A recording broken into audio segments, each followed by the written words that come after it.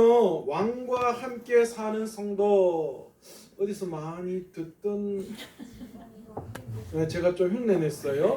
왕과 함께 사는 남자에서 착안을 해서 왕과 사는 내용이 재밌어요. 성도라는 제목의 말씀을 가지고 함께 은혜 받기를 원합니다. 제가 앞서 이야기했던 것처럼 요즘 영화계에서 요즘 장안의 화제가 된 영화가 하나 있습니다. 오늘 설교 제목처럼 왕과 함께 사는 남자입니다. 조선시대 개유정란을 배경으로 단종과 또 마지막까지 유배지에서 그와 함께했던 엄홍도의 이야기를 다룬 그런 내용을 좀 극적으로 각색해서 다룬 영화입니다. 지금까지 1600만 명이 봤다라고 하니까요. 그러니까 뭐 한국에서 4분의 1 그런데 뭐 애들 막 조그만 애들 빼고 이러면 한 2명 중에 1명은 보셨다라고 하는데 우리 성도님들 어떠셔요? 김찬호 집사님 보셨습니까? 보셨죠. 예. 김찬호 집사님 빼고는 거의 웬만히 영화를 좋아하시는 분은 다 봤다라고 하는 그런 영화입니다. 1위가 명랑, 우리가 잘 알고 있는 명랑이고 2위가 극한직업이라고 하는 뭐 그런 영화인데 제가 뭐 극한직업은 잘 모르겠지만 50일 만에 1,500만을 돌파했다. 그건 아주 기록적인 내용이라고 합니다. 그런데 저도 이 영화를 봤거든요. 그런데 이 영화의 마지막 장면에서 사람들의 마음을 많이 울리더라고요. 세조가 단종에게 사약을 내렸지만 단종은 세조가 내린 그 사약을 받지 않습니다. 그러는 대신에 자신의 목에 줄을 메어서 밖에 있던 엄홍도에게 그 줄을 당겨달라 그렇게 부탁을 합니다. 그때 마지막 엄홍도가 단종에게 한마디를 던지죠. 뭐라고 이야기합니까? 날이 이제 모든 강을 다 건넜습니다. 조금만 참으십시오. 그런 이야기를 합니다. 세조는 단종의 시신을 거두어 장사를 지내는 자는 삼족을 멸하겠다라고 하는 엄청난 그런 어명을 내립니다. 그러니까 이게 사실은 당시 시대적 배경, 유교적 사고나 시대적 배경으로도 이건 있을 수가 없는 거예요. 아무리 죄를 지었다 하더라도 그 죄인의 시신은 거두는 것이 일반적인 건데, 그런데 세조는 만약 단종의 시신을 장사 지내는 자들은 내가 삼족을 몰아야 3대를 그냥 다 멸하겠다 그렇게 엄포를 내렸다라는 것이지요. 그런데 그런 무서운 어명에도 이 엄홍도가 그 어명에도 불구하고 단종의 시신을 거두어 장사를 지냅니다. 저는 이 마지막 영화의 마지막 장면, 이게 단종이 물에 떠내려오는 그 시신을 엄홍도가 만지면서 춥지 않느냐고 그렇게 하면서 어루만지고 자신이 장사 지내는 그 모습을 보면서 오늘 성경에 한 사람이 떠올랐습니다. 그 사람이 누구냐? 바로 아리마대 사람 요셉입니다. 누구도 예수님의 시신을 장례 치르려고 하지 않을 그때에 놀랍게도 아리마대 사람 요셉이 빌라도에게 가서 예수님의 시체를 요구합니다. 예수님께서 대제사장들의 무리에 잡히시던 때 예수님을 따르던 모든 사람들은 다 뿔뿔이 흩어져 숨었습니다. 그런데 6월절 최후의 만찬 이후에 예수님께서는 너희 모두가 다 나를 버릴 것이라 라고 예언을 하셨는데 베드로는 어떻게 했습니까? 베드로와 온 거기에 있는 제자들은 절대 그런 일이 없을 것이다 라고 호언장담했지만 결과는 그 반대였습니다.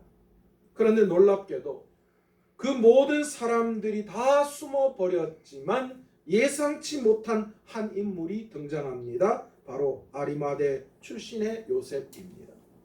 성경은 그를 예수의 숨은 제자라고 오늘 본문에서 기록하고 있습니다. 당시 요셉은 유대의 고위 관직이었던 공의회 의원이었으며 또한 부유하고 존경받는 의로운 사람이었다. 그렇게 성경은 요셉을 소개하고 있습니다. 그런 요셉이 빌라도를 찾아가서 예수님의 시신을 달라고 요구하는 것, 그것은 정말 굉장한 용기라고밖에 설명할 수 없습니다. 사실 오늘 본문에서도 이야기하지만 요셉이 유대인들이 두려워서 자기가 그리스도인이다라는 것을 숨겼던 사람이었습니다. 그런데 지금 요셉이 예수님의 시체를 요구하는 것은 다른 말로 이야기하면 뭡니까? 자기가 그리스도인이다라는 것을 공개적으로 드러내는 것이기도 했고, 여러분 가만히 생각해 보세요. 죄인으로 처형당한 이의 시신을 수습하겠다라는 것은 다른 말로 이야기하면 자기가 그 당시 사회적으로 가지고 있었던 모든 그런 지위가 위태로워질 수 있는, 다시 말해서 자신에게 반드시 피해가 돌아올 수밖에 없는 그런 상황이었음에도 불구하고 아리마대 사람 요셉은 빌라도에게 찾아가서 예수님의 시신을 요구합니다. 왜요? 예수님의 시신을 장사하기 위해서였습니다. 사실 아리마대 사람 요셉은 나름대로 하나님의 나라를 기다리고 있는 사람이었지요.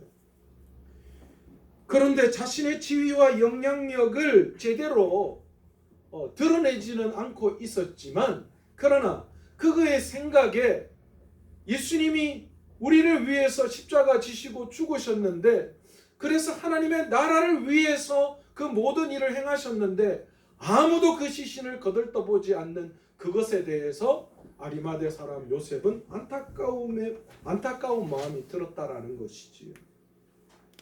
그래서 오직 주님을 모시는 마음으로 거룩한 일에 온전히 시신을 처리하는 일을 자신이 맡겠다라고 나선 것입니다.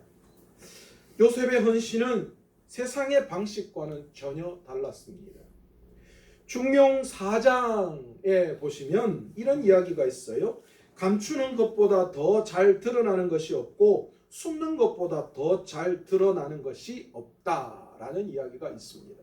뭘 이야기하는 거예요? 먼저 감추는 것보다 더 잘 드러나는 것이 없다라는 이 말은 겉으로 감추려고 아무리 노력해도 결국에는 우리 내면의 마음과 성품이 우리의 행동과 우리의 말 속에 반드시 드러날 수밖에 없다라는 것입니다. 또한 숨는 것보다 더 잘 드러나는 것이 없다라고 하는 이 뜻은 아주 미세하고 작은 생각이나 태도도 결국은 밖으로 드러날 수밖에 없다라는 거죠.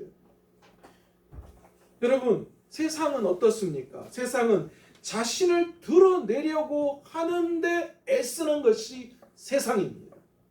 옛날에는 부끄러움도 있고 그래서 좀 더 했는데 요즘은 그렇지 않죠. 요즘은 그래서 자기 PR 시대다라고 이야기합니다. 자기의 장점을 자기가 드러내는 거예요. 그러니까 뭐 가요제나 아니면 이런 밖에 무대가 되어 있으면 요즘 사람들은 거침없이 나가서 그냥 자신의 끼를 발휘합니다. 그런데 여러분, 그럼에도 불구하고 놀랍게 우리는 과연 우리 스스로는 드러내려고 하지만, 그러나 우리 안에 있는 신앙을 드러내려고 하는 그런 마음이 우리 안에 있는지 오늘 다시 한번 우리의 신앙을 한번 점검해 볼 필요가 있습니다. 요셉은 겉으로 드러나지 않았지만 자신의 신앙을 숨기고 감추온 사람이었지만, 그러나 그 속에 가지고 있었던 진정한 하나님을 향한 믿음, 내면의 마음과 성품, 하나님을 향한 그 마음이 결국은 숨길 수가 없었다라는 거예요. 그래서 그의 말과 행동을 통하여 나타났는데 그게 뭐예요? 바로 빌라도에게 가서 예수님의 시체를 달라. 그래서 내가 예수님의 그 시신을 장사하겠다라는 것이었다라는 거예요. 그의 내면의 마음과 성품은 그의 행동으로 그대로 드러났습니다. 요셉은 조용히 자신을 위해 준비했던 그런 새 무덤을 주님께 드렸습니다. 여러분, 간혹 사진을 찍을 때에 다른 사람보다 커 보이려고 까치발을 하는 경우가 많습니다. 요즘 우리 아들하고 사진 찍으면 제가 의도적으로 까치발을 저하고 거의 이제 비슷비슷해가지고 그래서 그래도 아직은 내가 니보다 크다라는 걸 좀 강조하기 위해서 사진을 찍을 때 이렇게 까치발을 딱 들고 합니다. 그런데 여러분 아무리 커 보인다고 하더라도 까치발을 들고 걸어갈 수는 없어요. 오래 못 걸어가요. 한 서너 발 걷다가 금방 까치발이 무너지지요. 여러분 요셉처럼 진실한 마음으로 드리는 그런 숨은 헌신은 시간이 가면 갈수록 드러나게 되어져 있어요. 우리 눈앞에 보여지는 어떤 것들은 세상적인 거, 내 눈앞에 보여지는 그 어떤 것들은 오래 가지 못해요. 금방 무너질 수밖에 없어요. 까치발한 그런 모습, 겉으로 보여지는 그런 중요함은 금방 사라지고 맙니다. 그러나 내 마음속에 진실하게 숨겨져 있는 하나님을 향한 그 헌신은 언젠가는 반드시 드러나게 되어져 있다라는 거예요. 여러분 그래서 교회 안에 일꾼들이 헌신할 때에 바로 이런 마음으로 헌신해야 된다라는 거예요. 누가 내 하는 일을 보고 잘한다 칭찬받고 인정받기 위함이 아니라 정말 숨겨져 있는 마음. 그러나 그 숨겨져 있는 마음과 생각은 반드시 드러날 때가 있고 그리고 그것은 반드시 오래 모든 사람들의 입에 오르내릴 수밖에 없다라는 것이죠. 왕과 사는 남자 이 영화가 상영되고 난 다음에 단종과 어몽도의 이야기 그리고 유배지였던 영월의 청룡포라고 합니까? 거기 그리고 어몽도라고 하는 그 사람이 지금 엄청나게 떠가지고요. 거기가 엄청난 관광지가 되고 심지어는 뭐 단종의 묘에 가가지고 옆에 있는 어몽도에 대해서 연구하는 그런 사람들도 있다라고 하잖아요. 우리는 흔히 화려하게 이름을 떨치는 제자가 되기를 원하는 마음들이 참 많은 것 같습니다. 그러나 아리마대 요셉처럼 단종의 마지막을 지켰던 어몽도처럼 어디에 있든지 누구인지 잘 드러나지는 않아도 묵묵히 제자의 길을 우리 스스로가 걸어갈 수 있는 그런 이 부활절을 맞이하여서 그런 우리 귀한 성도들이 다 되시기를 간절히 축원합니다. 드러내는 모습이 아니라 숨겨져 있지만 그러나 묵묵히 내가 있어야 할 그 자리에 서 있을 수 있고 내가 해야 할 그 자리에서 내 일을 감당하는 그런 아리마대 요셉과 같은 믿음의 성도들 다 되시기를 간절히 바랍니다. 요셉이 준비한 무덤에 예수님이 안치됨으로 그 모든 주님의 장사가 끝났습니다. 그런데 여러분 주님은 안타깝게도 죽음을 맞이하시고 무덤 속으로 들어가셨습니다. 어떻게 보면 절망과 슬픔과 가장 깊은 곳까지 예수님께서 내려오셨다라고 볼 수 있는 장면입니다. 그런데 여러분 놀라운 것은요. 예수님께서 그렇게 하신 이유가 있었어요. 예수님은 가장 밑바닥으로 내려오셔서 그곳에서 우리를 또한 만나기를 원하셨던 것입니다.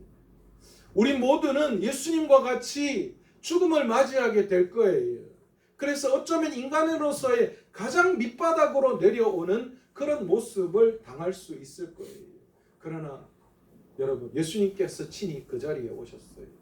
그리고 그 암울하고 그 가장 낮은 자리 그 자리를 은혜의 자리로 바꾸어 놓으셨어요. 모두가 다 죽음을 꺼려하는 그런 희망이 사라졌다라고 하는 그런 곳에서 예수님은 그 죽음의 곳, 그 무덤을 뭐로 만드셨어요? 거룩한 초소로 만들어 놓으셨다라는 것입니다. 사랑하는 성도 여러분, 아리마대 요셉은 예수님이 가장 외롭고 처절하게 버림받았을 때에 자신이 가지고 있는 가장 귀한 것을 드릴 줄 아는 사람이었습니다. 우리도 요셉처럼 주님이 필요로 하실 때에 기꺼이 나의 시간과 물질 그리고 내 가장 소중한 것도 주님을 위해서 내어놓는 진정한 제자로서의 삶을 살아갈 수 있는 저와 여러분 되시기를 간절히 축원합니다. 유배지에서 단종의 옆을 지켰고 왕의 어명이 있어도 끝까지 죽은 단종의 시신을 장사한 어몽도처럼 사람들의 박수가 없어도 나를 알아주는 이가 없어도 주님 가시는 길을 묵묵히 예비하는 그런 이 시대의 아리마대 요셉과 같이 우리의 왕이신 주님과 함께 살아갈 수 있는 왕과 함께 사는 귀한 성도들 다 되시기를 간절히 축원합니다. 이 부활절 우리가 그런 의미를 되새겼으면 좋겠어요. 나는 왕과 사는 사람이다 라는 것을 깨닫고 끝까지 그 주님과 함께 묵묵히 내가 걸어가야 할 길을 걸어갈 수 있는 저와 여러분 되시기를 간절히 축원합니다. 예수님의 부활을 생각할 때 생각나는 사람 또 한 사람이 있는데 바로 막달라 마리아입니다. 여러분, 막달라 마리아는 갈릴리 호수 근처 막달라 출신의 여인이었습니다. 그런데 이 여인은 예수님을 만나기 전에 7 귀신이 들린 사람이었어요. 여러분, 당시에 귀신이 들렸다 그러면 뭐 지금도 마찬가지겠지만 정상적인 사회생활을 할 수 없습니다. 사람들이 그를 다 멀리 할 수밖에 없었지요. 이 여인은 이 귀신으로 말미암아 사탄에 의해서 영혼이 질식 상태에 놓여져 있는 그런 상황이었습니다. 하지만 예수님께서는 그녀를 찾아오셔서 그녀에게 명하셔서 그 귀신들을 쫓아내 주셨습니다. 억눌렸던 영혼의 자유를 허락해 주신 것이지요. 마리아는 이 치유의 사건을 통해 사단의 세력이 얼마나 무서운지를 깨달았고 뿐만이 아니라 주님과 가까이 하지 않으면 언젠가 또다시 공격당할 것을 깨달았습니다. 여러분, 우리도 마찬가지예요. 여러분, 우리가 막 믿음 엄청 좋은 것 같잖아요. 그런데 여러분, 우리가 믿음이 아무리 좋아도 우리가 주님을 떠나는 그 순간 우리의 믿음은 다 허황된 것이죠. 아무것도 아니게 된다니까. 그래서 우리는 어떤 일이 있더라도 어떻게 해야 합니까? 주님과 함께 있어야 합니다. 절대로 주님을 떠나서는 안 됩니다. 마리아는 그것을 깨달았어요. 그래서 주님과 함께 하겠다는 사생 결단을 내린 거예요. 그래서 이 마리아는 평소 때뿐만이 아니라 가장 고통스러운 순간까지도 뭐 했어요? 예수님 옆에 있었다라는 거예요. 사실 예수님이 갈릴리에서 예루살렘으로 올라올 때에도 이 막달라 마리아는 자신의 재산을 팔아서 예수님과 함께 했습니다. 또 뿐만이 아니라 주님께서 십자가의 고난을 겪으실 때에도 모든 제자들이 다 도망갔는데 그런데 이 막달라 마리아는 옆에 있었습니다. 여러분, 패션 오브 크라이스트 영화 보시면 십자가 밑에서 예수님의 어머니 마리아와 함께 있었던 여인이 하나 있어요. 같이 있었던. 제가 알고 있기로 그 여인이 배우가 모니카 벨로체인가 뭐 하여튼 그런 그 여인인데 그 여인이 같이 나와요. 그 여인이 바로 어머니와 함께했던 막달라 마리아였다라는 거예요. 그뿐만이 아니었습니다. 안식일이 시작되어 어쩔 수 없이 무덤을 떠나야 했을 때에도 그녀의 마음은 오직 뭐에 있었어요? 예수님에게 있었다라는 거예요. 그래서 부활의 아침 마리아는 아직 어둠이 가시기도 전에 향료를 준비해서 예수님이 잠시 누워 계시는 무덤으로 향했습니다. 왜요? 제대로 장사를 지내기 위해서였습니다. 그런데 그녀가 무덤에 도착하자 이게 웬일입니까? 무덤이 비어 있었습니다. 비어 있는 무덤 앞에서 마리아는 눈물로 호소할 수밖에 없었습니다. 아무리 주님의 시신을 찾아도 주님의 시신이 없습니다. 어떤 생각이 들었겠어요? 누가 예수님의 시신을 훔쳐갔지는 않는가? 누가 예수님에게 그런 억한 심정을 가지고 예수님의 시신을 훼손한 것이 아닌가? 여러 가지 생각이 들었을 것입니다. 그런데 그때 부활하신 예수님이 마리아에게 다가옵니다. 처음에는 이 마리아 입장에서는 그 동산을 지키는 동산지기로 생각했을 것입니다. 그런데 자신에게 다가오신 주님께서 마리아를 부르십니다. 마리아야, 마리아야. 마리아는 따뜻한 예수 그리스도의 음성을 듣고 그분이 예수님임을 깨닫습니다. 그래서 그녀는 뭐라고 외칩니까? 라보니여라고 그렇게 외치고 있습니다. 이 라보니여라고 하는 말이 아람어거든요. 그런데 이 아람어로 라보니여라고 하는 이 뜻이 뭐냐면 나의 선생님이라고 하는 뜻이기도 하고, 또 그 이상의 사랑과 존경을 담은 그런, 우리가 생각건데 진짜 위대한 사람, 그런 사람을 부를 때 라보니여라고 하고 그렇게 아람어로 불렀는데, 마리아가 그 예수님을 라보니여라고 하고 불렀다라는 것이지. 예수님께서는 요한이나 베드로가 아닌 주님을 향한 간절한 사랑으로 그 자리를 지켰던 막달라 마리아에게 가장 먼저 자신의 부활을 보이셨습니다. 그리고 그녀를 주님의 부활을 제자들에게 알리려고 하는 그런 부활을 최초로 알릴 수 있는 그런 사명을 그녀에게 주었다라는 거예요. 학자들은 그래서 그녀를 뭐라고 이야기하냐면 사도들을 위한 사도라고 그렇게 부르기도 합니다.